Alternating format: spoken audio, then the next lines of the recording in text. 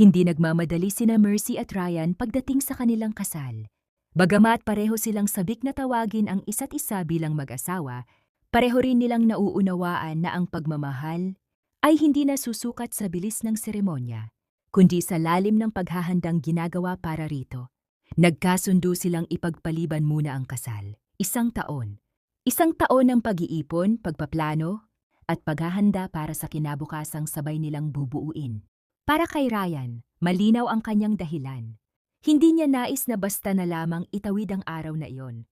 Gusto niyang ibigay kay Mercy ang kasal na pangarap ng karamihan sa mga babae, hindi dahil sa karangyaan, kundi dahil nararapat lamang ito sa babaeng buong tapang na naghintay at naniwala sa kanya. Hindi kita pagmamadaliin, minsang sabi ni Ryan habang magkausap sila sa gabi. Gusto kong kapag naglakad ka papunta sa altar, alam mong sulit ang bawat paghihintay. Napangiti si Mercy sa mga salitang iyon. Hindi niya hiniling ang engrandeng kasal, ngunit ang marinig na iyon mula kay Ryan ay sapat na para mapuno ang kanyang puso. Sa bawat plano nilang ginagawa, mula sa simpleng usapan tungkol sa venue, sa kulay ng motif, hanggang sa kung sino ang iimbitahin, lalo lamang niyang nakikita kung gaano kaseryoso si Ryan sa kanyang mga pangako. Mas lalo siyang napamahal sa lalaki, hindi dahil sa plano ng engrandeng kasal, kundi dahil sa intensyon sa likod nito. Nakita niya si Ryan hindi lamang bilang isang sundalo o fiancé, kundi bilang lalaking marunong maghintay, mag-ipon, at magplano para sa hinaharap nilang dalawa.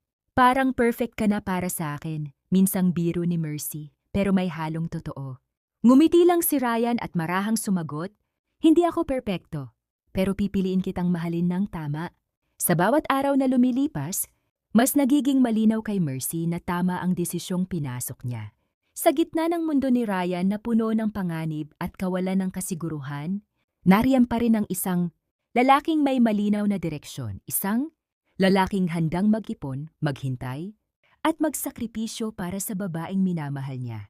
Ngunit habang mas tumitibay ang kanilang plano, mas nagiging tahimik ang mga sandaling magkasama sila.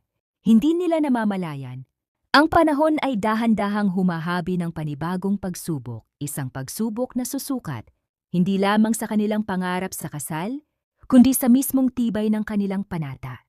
At sa gitna ng mga pangakong hindi minamadali, may isang tanong na unti-unting bumibigat sa hangin.